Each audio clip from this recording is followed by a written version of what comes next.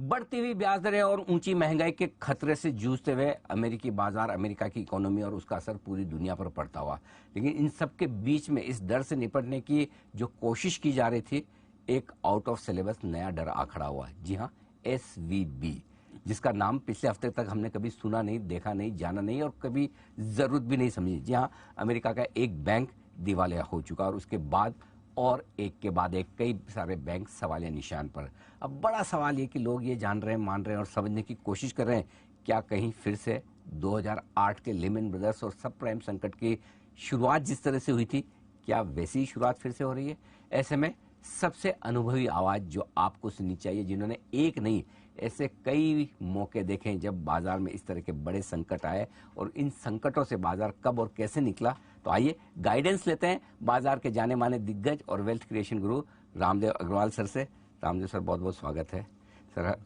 मतलब वो मुसीबत में राम ही याद आते हैं तो इस वक्त हमें वैसी मुसीबत नजर आ रही है। हाँ। और सबसे बड़ा डर तो ये लग रहा है कि कहीं 2008 वाला मामला जैसे शुरू हुआ था, हाँ।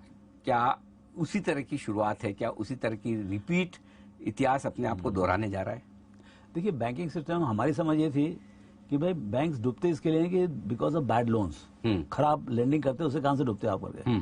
अब इसमें खराब डिपॉजिट के कारण से आप डूब रहे हो। हाँ। ये उल्टा है। हाँ। क्योंकि आपके लोन्स का कोई प्रॉब्लम नहीं, आपका प्रॉब्लम का टेन्योर का है कि भाई आपका फिक्स लोन में आपने दे दिया 2% में, अच्छे लोगों को दिया लेकिन 2% में दिया है और सामने आपका लायबिलिटी जो है वो ओपन था, सब डिमांड डिपॉजिट था। सो ये जो लो इंटरेस्ट रेट का माहौल था बहुत लंबे समय के लिए, उसमें एक आर्किटेक्चर बन गया पूरे बैंकिंग सिस्टम का कि भाई इंटरेस्ट है ही नहीं, मतलब इन्फ्लेशन ही नहीं है, तो उसके कारण से सब 20-30 साल के लिए आपने फिक्स रेट में कर दिया। तो मतलब मैं पहली बार देख रहा हूँ ये सीखने की चीजें जो हो रहा है अभी यहाँ पर अमेरिका में कि भाई आप बिना बैड लोन दिए भी आप डूब सकते हो इफ यू आर बैंकिंग। तो बैंकिंग में जो रिस्क मैनेजमेंट है, पूरा जो समझ है कि आपका एसेट लायबिलिटी मिसमैच है कि नहीं, मतलब मेरे पास जो लायबिलिटी है उसके लिए appropriate liability and appropriate assets book, वो बहुत जरूरी है। और मेरे ख्याल से ये अभी तो खैर ठीक है, मतलब जो लेमन ब्रदर्स के टाइम में फेड ने 10-15 दिन के बाद किया सोच समझ के, वो उन्होंने डे 0 में कर दिया उठा के, तो मेरे ख्याल से क्राइसिस तो अवॉइड हो ही गई है। क्या 2008 से सीख कर इस बार फेड और अमेरिकी सरकार ने जो पहले दिन एक्शन ले लिया, क्या उसे अच्छा समझा जाए या ये समझे कि क्वेश्चन मार्क है, इसका मतलब समस्या बहुत ज्यादा है और फेड और अमेरिकी सरकार सोचती कि ना ना ना बाहर नहीं आनी चाहिए, तुरंत एक्शन ले लो? नहीं भाई, देखिए कोई प्रॉब्लम को बहुत बड़ा बढ़ा के फिर उसको ठीक करो, उससे अच्छा है कि निप इन द बट, मतलब डे 1 में, डे 0 में समझ में आएगा उनको प्रॉब्लम, इसका जो कोलेटरल डैमेज है वो बढ़ते आएगा। क्योंकि आपने कि देखिए बैंकिंग में एक बात है, कोई भी प्रोडक्ट करते हो ना आप अकेले नहीं हो, जितने मतलब 800-900 जितने बैंक है सब ने किया हो, सही बात, वो पाप सबने किया, या गलती हो गया, मिस जजमेंट जो भी हो गया वो सबने किया। अब कहां पर कितना है, आपका बहुत ज्यादा था, आप पहले आ गए, you are the first one, मतलब आपका 90%, 95% इज लाइक दैट, तो आप सबसे पहले बने, देखते देखते दूसरा हो गया। तो उसी कारण उन्होंने रियलाइज किया वीकेंड में ही कि भाई ये बढ़ जाएगा आगे, let's contain it here, otherwise there will be run in all the smaller banks. So अभी अब क्या डिपॉजिट गारंटीड है, तो अभी I think problem should get sorted, लेकिन I think there will be many more issues as we go forward. आपको क्या लगता है अमेरिकी बाजारों में जो असर आना है आ गया या बड़ा असर आएगा, और फिर हमारे बाजारों पर क्या असर पड़ सकता है?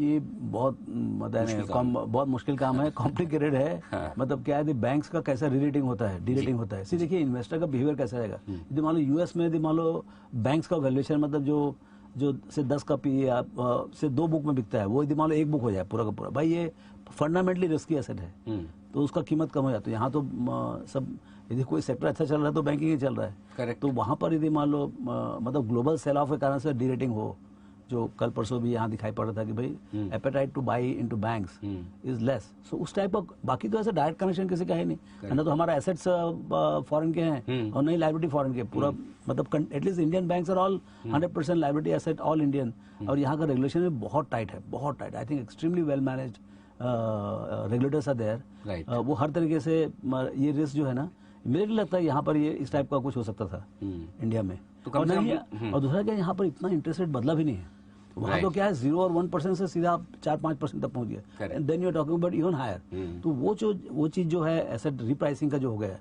वो सब प्रॉब्लम हुआ। यहाँ पर मेरे ख्याल से क्वार्टर आफ्टर क्वार्टर सब संभलते जा रहे हैं यहाँ पर पर से सिस्टम में कोई प्रॉब्लम नहीं आता मेरे को। तो हमारे मार्केट में पैसा लगाने का समय आ गया है? वो तो हमेशा ही रहता है और आप जैसे बोले कि जब खराब समय है तो और भी अच्छा है। तो मतलब I think it will give opportunity to buy into select financial stocks, मतलब जो फाइनेंशियल सेक्टर के बैंक्स और अच्छा फाइनेंशियल पे ही भरोसा रखना है, भले वहां पर बैंक पिट रहे हो। देखिए बाकी तो प्रॉब्लम तो वहीं हुआ है ना। तो यहाँ पर यदि आपको 20 का पी वाला 15 का पी मिल जाए, ग्रोथ तो वहीं बने, मतलब nothing is changing. Correct. Just that वहां पर का जो भी उनके प्रॉब्लम्स हैं उसी कारण से पूरा एक आउटलुक नीचे आता है। एक सेक्टरल प्रॉब्लम है, अभी तक तो सेक्टरल प्रॉब्लम है। आगे यदि स्पिल ओवर होता तो बात अलग है, but right now it is sectoral problem. तो अब एक चीज और जो अमेरिका के बाजार दिखा रहे हैं और वहाँ की इकोनॉमी दिखा रही है, बॉन्ड यील्ड्स वहाँ का तेजी से घट गए, 2 दिनों में बहुत जोर से घटे, और डॉलर इंडेक्स भी। तो क्या हम एक ज्यादा वोलेटाइल मार्केट की तरफ बढ़ रहे हैं कि अगले कुछ दिन कुछ हफ्ते बड़े मुश्किल भरे रह सकते हैं, या इस वॉलेटिलिटी में बढ़िया मौके ढूंढने हैं? वॉलेटाइल तो हो जाएगा पक्का, बिकॉज दिस आर्टिफिशियल सपोर्ट। तो ये जो मतलब जो प्रॉब्लम है प्रॉब्लम वहीं खड़ा है। आपने ऊपर से सपोर्ट दे दिया है, तो जो जिनको सपोर्ट नहीं मिला है प्रॉब्लम विल गो देयर, क्योंकि स्पेकुलेटर तो वहां जाके मस्ती करे। देखिए परसों जो जिनको बेचा, कल नया सेट ऑफ बैंक्स को उन्होंने मारपीट किया, तो वो तो स्पेकुलेटर, उनको पैसा आ गया तो वो तो जाते जाएंगे, सबको क्लीन करेंगे पूरा समय ना। सर आखिरी सवाल ये कि जो एग्जिस्टिंग इन्वेस्टर्स हैं, पैसा डाल के बैठे हैं, नेचुरली ज्यादातर तो लॉस में ही है, वो क्या करें, और जो नया पैसा डालना चाहते हैं इस मार्केट में उन्हें क्या करना चाहिए? देखिए आपको इन्वेस्टर जो शॉर्ट टर्म वाले हैं उनके लिए ये तकलीफ वाला काम है, because this is a no return phase. मतलब आप जो है मतलब आप तूफान से निकल रहे हो बाहर, तो इसमें रिटर्न का तो कोई मतलब बहुत ज़्यादा चांस नहीं है, लेकिन यही तूफान जो है जो नीचे का भाव बनाएगा वहीं से अच्छा रिटर्न बनेगा। तो इसमें क्या पेशेंस रखना बहुत जरूरी है। देखिए इक्विटी में आज खराब दिख रहा है और कब मतलब कैसे पलट जाएगा, जैसे बहुत अच्छा दिख रहा था 3-4 महीने पहले, बहुत खराब हो गया अभी, और उसका समय नहीं लगता है कभी बदलने, कल जाकर यूक्रेन बंद हो जाए, कुछ हो जाए, मतलब कंटिन्यूअस इवेंट्स हो रहे हैं। सो क्या है, आपको फेथ होना बहुत जरूरी है। जैसे आप बिजनेस में हैं तो आप बिजनेस में अब हर रोज के हिसाब से थोड़ी ना आप शेयर बेचते खरीदते रहोगे, you are there in the business यार, ठीक है, कभी कम कभी ज्यादा। तो ऐसे ही आप इन्वेस्टिंग में भी जो है ना, आप अच्छे पोर्टफोलियो बनाएं, don't leverage your portfolio, don't leverage the portfolio for God sake, and then set. थोड़ा सा मतलब थोड़ा तकलीफ होगा, मार्क टू मार्केट लॉस आएगा, but is a quotational loss. वो साल 6 महीने में आपको not only will made up, but वहां से भी ऊंचा जाएगा। ठीक बात है। तो इस मार्केट में बने रहें, डटे रहें, और मैं बोल रहा हूँ, मैं जब चालू किया ना तो 100 के इंडेक्स से चालू किया, सेंसेक्स 100 का था, सेंसेक्स 100 का, हमने 60,000 का देखा। क्या बात है।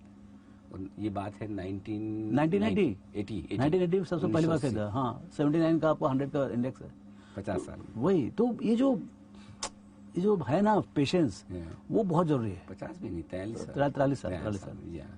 क्या बात है। तो बिल्कुल रामदेव सर की राय एकदम साफ है।